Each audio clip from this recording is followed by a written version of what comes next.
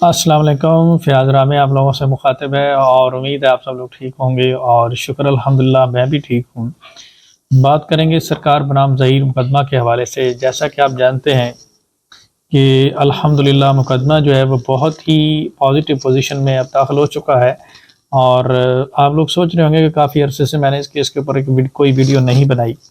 تو بیسیکلی اس وجہ سے ہی ویڈیو نہیں بنائی تھی کہ جیسے کوئی اہم ڈیولپمنٹ ہوئے آپ لوگوں کو اپڈیٹ کیا جائے، جیسے اس میں کوئی پروگرس ہو اس کیس میں تو آپ لوگوں کو اپڈیٹ کیا جائے۔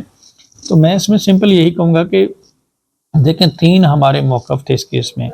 پہلا موقف یہ تھا کہ بچی مائنر ہے اور یہ چائلڈ ریسٹرینٹ میرج ایکٹ کی اور اغوا کی اور ریپ کی دفعات اس میں لگنی چاہیے کیونکہ بچی نابالغ ہے۔ الحمدللہ میڈیکل بورڈ کے ذریعے یہ چیز ثابت ہو چکی ہے، 11 ڈاکٹرز نے یہ ثابت کر دیا۔ دوسرا اس میں ہمارا موقف یہ تھا کہ یہ نکاح نامہ جعلی ہے، تو الحمدللہ یہ چیز بھی ثابت ہو چکی ہے کہ یہ نکاح نامہ جعلی ہے، اور کیونکہ نکاح نامے میں بچی کی عمر 18 سال لکھی ہوئی ہے، اور نادرہ ریکارڈ اور ڈاکومنٹس کی بیس کے اوپر اگر دیکھا جائے اور میڈیکل بورڈ کے فیصلے کو اگر دیکھا جائے تو اس کی عمر جو ہے وہ نیئر ٹو 15 ہے۔ تو یہ بھی چیز ثابت ہو چکی کہ نکاح نامہ بھی جعلی ہے۔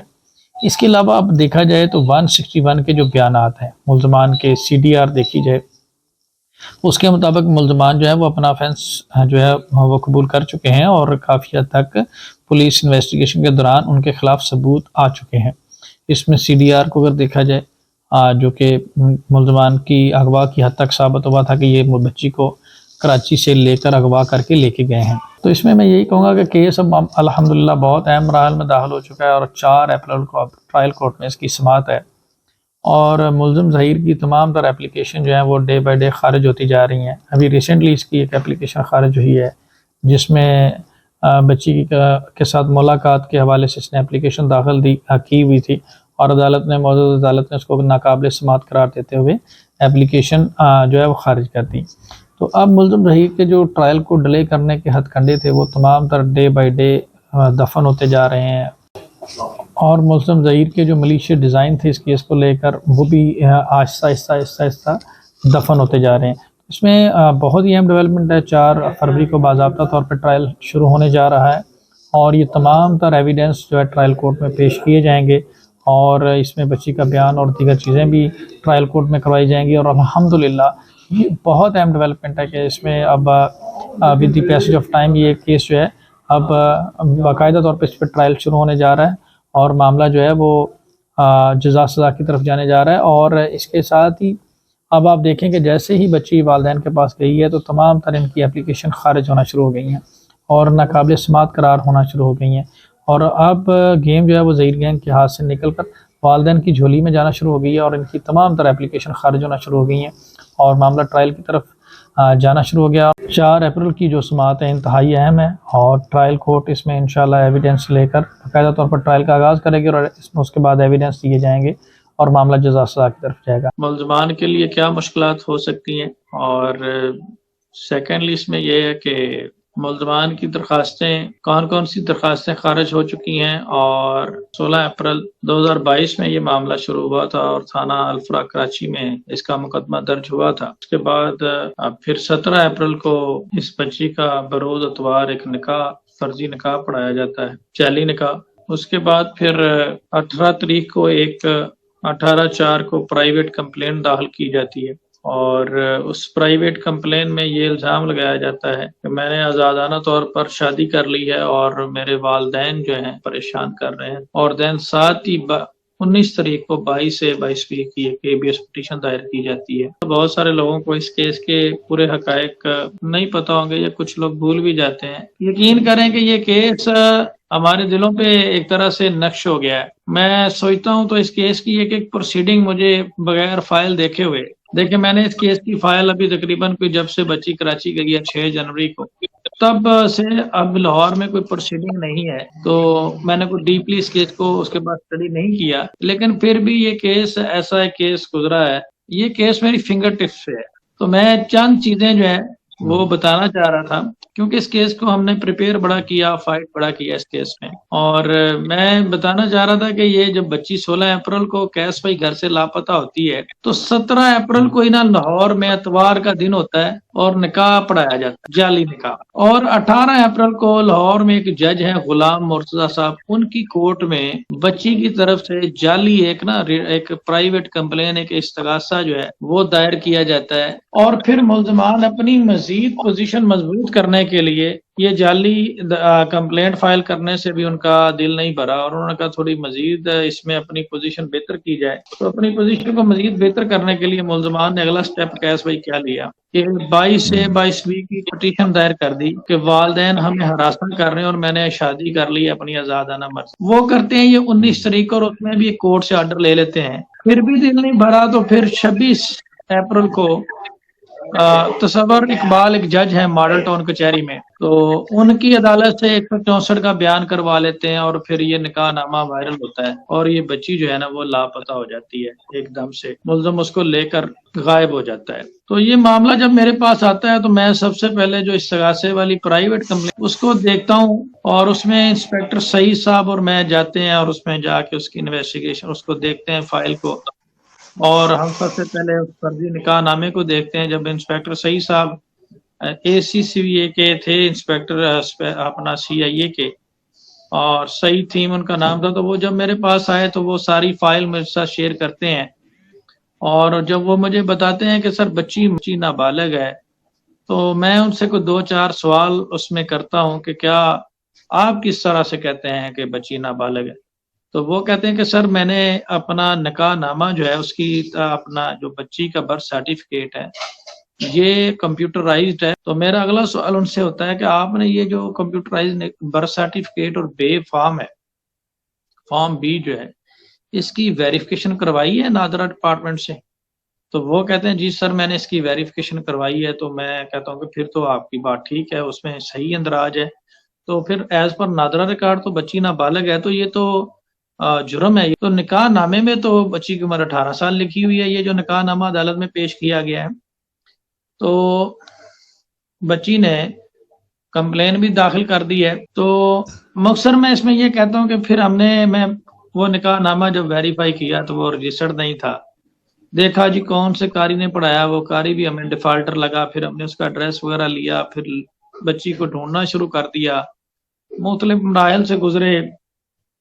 پتہ چلا کہ بچی لاہور کے ایک GC کالج میں ہے، وہاں پہ ریڈ کیا تو پتہ چلا جی ہمارے وہاں پہنچنے سے 10 منٹ پہلے وہاں سے وہ نکل چکے تھے ہاسٹل سے. پھر اسی طرح سے پنجاب یونیورسٹی میں انفارمیشن ملتی رہی، پھر مختلف جگہوں پہ ریڈ چلتے رہے.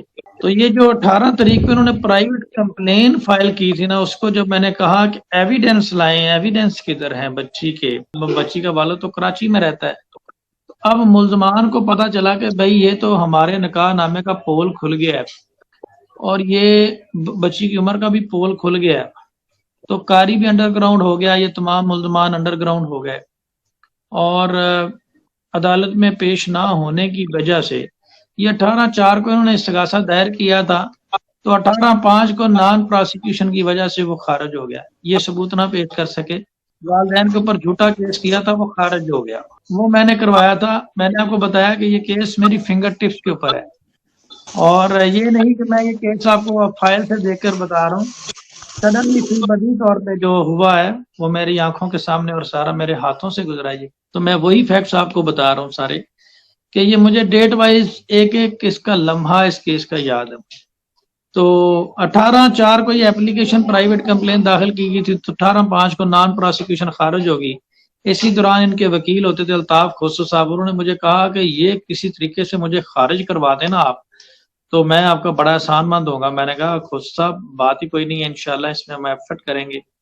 وہ اپلیکیشن خارج ہوئی، اور اس کے بعد پھر ہم نے سندھ میں ایک ہیبیس پٹیشن دائر کی، اور انہوں نے مجھے کہا کہ فیاض بھائی آپ کو مبارک ہو، ایک اپلیکیشن آپ نے خارج کروائی ہے، اور آپ کا کام آسان کرنے کے لیے میں نے سندھ میں ہیبیس پٹیشن جو ہے وہ داخل کر دی ہے، بچی کو برآمد کروایا. میں نے کہا جی ویری گڈ، ہم دونوں کی کوآرڈینیشن بڑی اچھی رہے گی، اور اس میں کوئی شک نہیں میری الطاف خسرو صاحب سے کوآرڈینیشن بہت اچھی بھی رہی. اور انہوں نے جیسے ہی پھر اس میں بچی کے طلبی کا آرڈر نکلوایا، وہ مجھے انہوں نے واٹس ایپ کیا، اور اس طرح سے کہیں سے بھی 52 दिन तक ये बच्ची जो है वो लापता रही। इसी दौरान मैंने जहाँ पे 164 का बयान हुआ था वहाँ पे दरख्वास्त दी कि बच्ची को वालिदैन के हवाले किया जाए। उन्होंने कहा जी हम भी नहीं पेश कर सकते, बच्ची लापता है। तो अक्सर बात है, एक IG सिंध भी इस हेबियस पिटीशन में फारिग किए गए, उसमें मैं पेश हुआ बच्ची को बरामद करने की ना कर पाने की वजह से। फिर बिलाखिरकार बहावल नगर के इलाके चिश्तियाँ से ये बच्ची बरामद होती है। फिर ये चिश्तियाँ से ये बच्ची रिकवर होती है और उसके दौरान फिर रास्ते में सारे रास्ते मुल्ज़मान के साथ उसे कंपनी दी जाती है और फिर कराची में पेश की जाती है। और वहाँ से फिर अल्ताफ खोसा साहब मुझे कहते हैं कि जी फयाज रामे साहब आपका बहुत शुक्रिया, आपने अपना रोल अदा कर दिया, अब इंशाल्लाह ये सिंध की बेटी है और ये सिंध से वापस कभी नहीं आएगी। लेकिन मीनवाइल ही बच्ची का मेडिकल के हुक्म दे दिया जाता है और जिससे मैं बड़ा मायूस होता हूँ कि बच्ची के जब डॉक्यूमेंट्स मौजूद हैं तो ये मेडिकल का हुक्म क्यों दिया गया है। और इसी दौरान मैं अल्ताफ खोसा साहब को कहता हूँ कि आप अपनी रिट वापस ले लें, आप कहें हम मेडिकल नहीं करवाना चाहते। तो अल्ताफ खोसा साहब कहते हैं कि मेडिकल में साबित होगा इंशाल्लाह, आप परेशान क्यों होते हैं। मैंने कहा जी आपकी बात ठीक है, हम सच में हैं, मेडिकल अगर करवा भी लें तो हमें कोई एतराज नहीं, लेकिन जब डॉक्यूमेंट्स हैं तो मेडिकल करवाने की जरूरत नहीं है। तो इसी दौरान फिर पर्ची डॉक्टर जो है वो पर्ची डॉक्टर आधे घंटे में मेडिकल बना के देता है और बच्ची की उम्र 17 साल डिक्लेयर कर देता है और उसे एक दफ़ा फिर से मुल्ज़म ज़हीर के साथ जाने की इजाज़त दे दी जाती है और इस तरह से एक दफ़ा फिर इस केस को दफन कर दिया जाता है। और इसी दौरान हमने ये भी देखा कि सिंध हाई कोर्ट में वालदैन को धक्के पड़े। वालदैन ये कहते रहे कि हमारी बेटी हमारे साथ आना चाहती है, लेकिन अदालत ने कहा कि हमने एक दफ़ा बयान लिख लिया, दैट्स इट, दोबारा नहीं लिख सकते। और वालदैन से मुलाकात भी ना करवाई गई और इस तरह से करके बच्ची दोबारा जो है वो लाहौर उसको भेज दिया गया मुल्ज़िम के साथ। मीनवाइल इस दौरान में एक चीज़ आपको बताऊं कि ये जून 2022 में बच्ची 16 अप्रैल 2022 को ये बच्ची लापता हुई थी और बरामद हुई थी तकरीबन 5 जून को, और 6 जून को ये सिंध हाई कोर्ट में ये बच्ची पेश की गई थी और असल में ये केस लगा हुआ था 10 जून को। और जस्टिस इकबाल कलोड़ो साहब इसकी समाअत कर रहे थे जिन्होंने IG सिंध को फारिग किया था। वो छुट्टियों पे थे, उनकी गैर मौजूदगी में अर्जेंट बेसिस पे इस केस को 10 जून से 6 जून तक मुंतकिल किया गया और अर्जेंट बेसिस पे लगवा के एक ऑर्डर लिया गया और बच्ची दोबारा से सिंध से लाहौर में मुंतकिल हो गई। और यहाँ पे इन्होंने प्री प्लान्ड एक लाहौर हाई कोर्ट में जस्टिस तारिक सलीम शेख साहब की कोर्ट में एक पटिशन डाली हुई थी, वो भी इनकी खारिज होगी, उसमें मैं पेश हुआ 10 जून को। तो इस तरह से करके फिर दोबारा से एंट्री होती है जिब्रान नासिर साहब की, उनके साथ हम कोऑर्डिनेशन में रहते हैं और फिर हम तब भी गिव अप नहीं करते, हम तब भी स्टैंड लेते हैं और हम कहते हैं कि जी। और उस वक्त मैंने कहा था कि ये मामला आगे पढ़े लिखे वकील के पास और इंशाल्लाह हम फाइट करेंगे और हम इसका मेडिकल चैलेंज करेंगे।